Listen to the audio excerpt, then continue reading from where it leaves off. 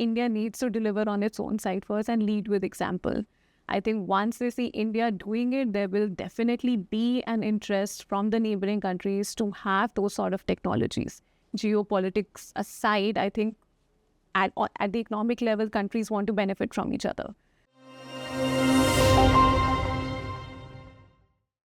Welcome to the Gist. I'm Aishwarya, and today I have with me an associate fellow from the Center for Social and Economic Progress. Her name is Riya Sinha.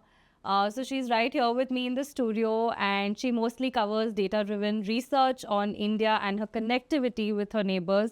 So today we're going to welcome to our studio, by the way. We're very happy to have you here and very happy to have this discussion.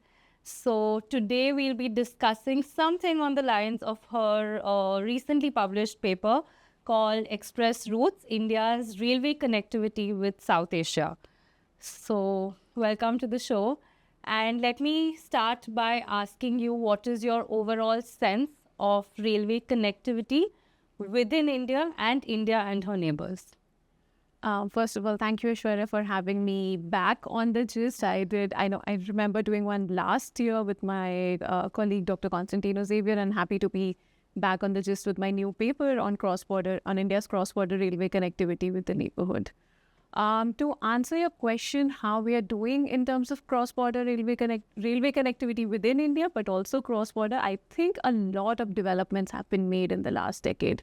We often say that this is the least connected region in the world in terms of trade, in terms of economic linkages. But in the last 1 decade, we've seen a lot of infrastructure come up. This is embedded in a number of policy frameworks. We'll also talk about that. But there has been a huge move in the last few years to actually operationalize and implement a lot of the plans that were made in the 70s, in the 80s, in the 90s with the neighboring countries within the country. I mean, we have a dedicated freight corridor now, one part operational, other parts under development. There is an interest not just from India, but also the neighboring countries, for example, in connecting with Indian railway linkages, in getting access to Indian seaports. So all in all, I would say the development is going at an unprecedented pace.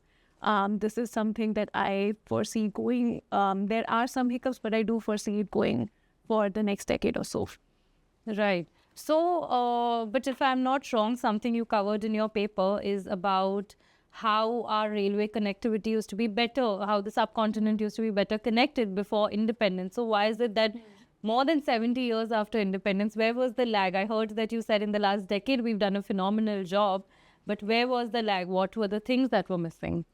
Okay, so let me put that into context. So in terms of, if you say specific kilometers, we have more kilometers of railway connectivity today than we had, let's say, in the 1960s or 70s. But when it comes to the actual operationalization of railways, when it comes to railway frequencies, we were actually doing much better in the 60s than we are today. Because the nature of the Indian subcontinent was very different, and we just came out of a partition. The priorities were different. In the initial years, there was lesser restriction in movement, lesser operational restriction in movement, as we see after subsequent wars in the region. One by one, each and every connectivity linkage got broken. Also, the different priorities of the countries, right? Even for India, for that matter, we did not have at that point the amount of resources or the railway expertise to actually go and develop in the neighboring countries. Plus, that was also not a priority. The priority was to connect our own industrial centers with the ports, within the country. So I think those differing priorities within the developmental priorities, plus a lack of capacity, actually made the pace slow down a little. So even if we were talking about cross-border railway connectivity in the 1980s with Bangladesh, or even with Nepal in the 1990s, the operationalization of it would actually take a much longer time than, let's say, what existed in the 1960s. So how far have we come? Which of these routes have been established? Again, I believe you said, I think 6 out of 7 railway routes with Bangladesh have been reconnected. So where do we stand, especially given the current political scenario in our ties with Bangladesh and, of course, with other neighbors as well? So The push in the last 10 years for this railway connectivity also comes under the framework of Neighborhood First, Act East policy, and this framework is mainly about connecting with the neighboring countries through, infrastructure. Connectivity has become a buzzword. Everyone's talking about it. What does it mean? What does it mean in operations? And I think India has also stepped up its pace of delivery. We have revived 6 out of 7 historical railway lines with Bangladesh. We now have, we did have 2 lines with Pakistan. They are suspended due to political reasons. We have the first passenger railway line with Nepal, first broad gauge passenger railway line with Nepal ever. And we're talking about railway line connecting with Bhutan. We are also developing railway lines in India's northeast with plans to extend it to Myanmar. And none of this has come in isolation.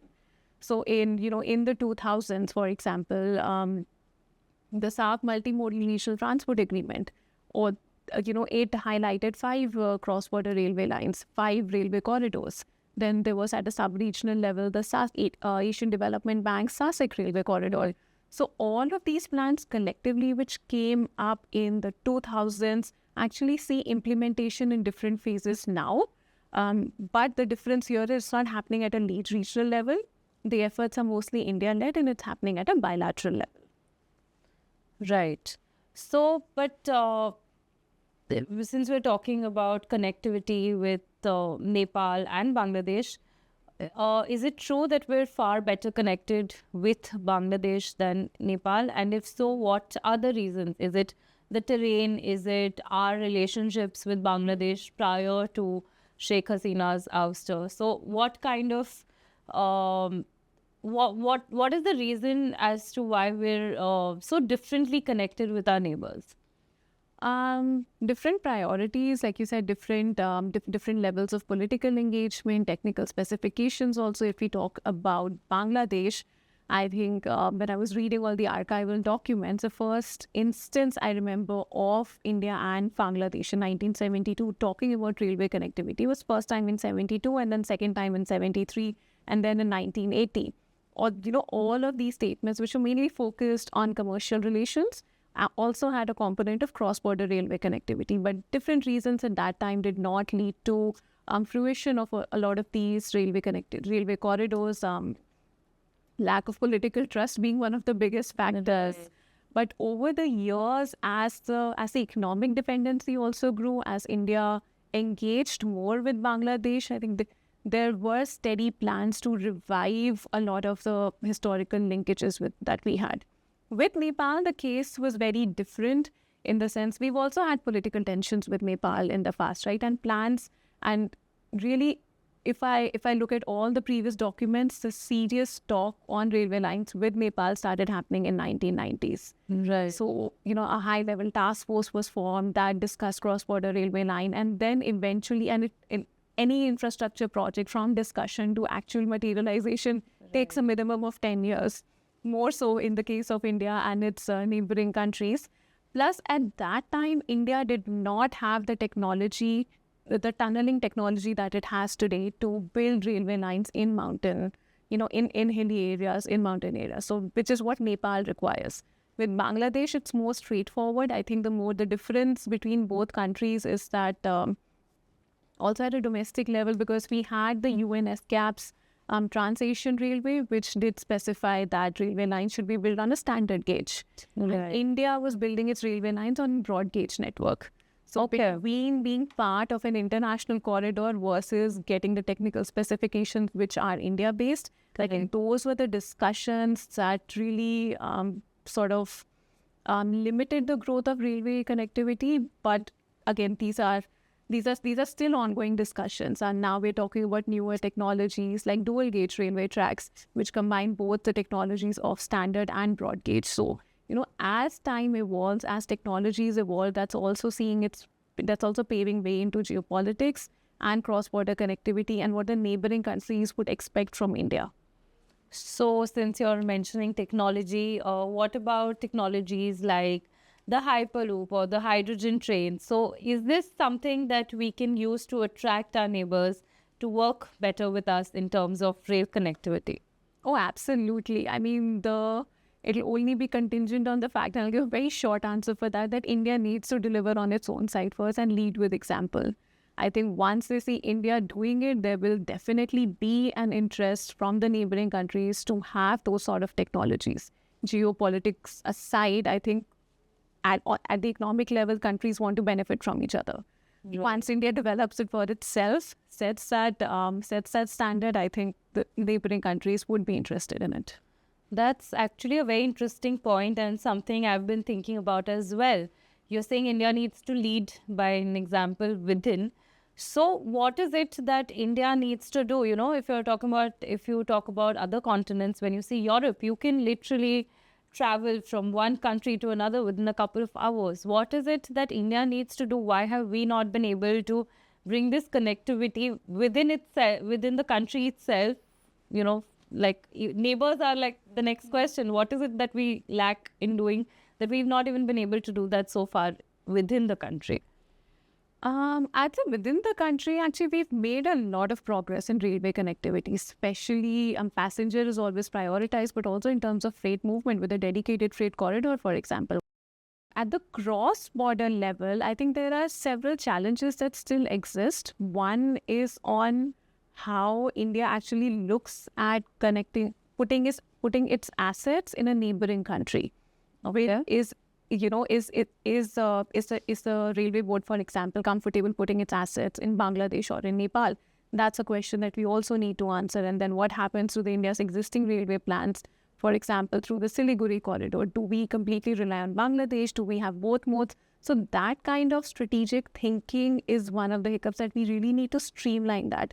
Because during my research, I saw multiple opinions on all of these things, and from the policymakers to the scholars and people at the ground level. So I think there's a need of standardization in terms of how we are thinking about railway connectivity with the neighboring countries. That's a policy question. Of course, there's a geopolitics of it. China coming into the region. China has proposed to build the Tibet-Kathmandu railway line, for example. But that at a loan of $3 billion, which Nepal is not agreeing to. India also wants to build the Raxaul-Kathmandu railway line from its border to Kathmandu. So these are two competing, these are two very different railway lines that are going to be in place. So which way does Nepal go, for example? Those are the discussions that need to take place at a political geopolitics within those countries.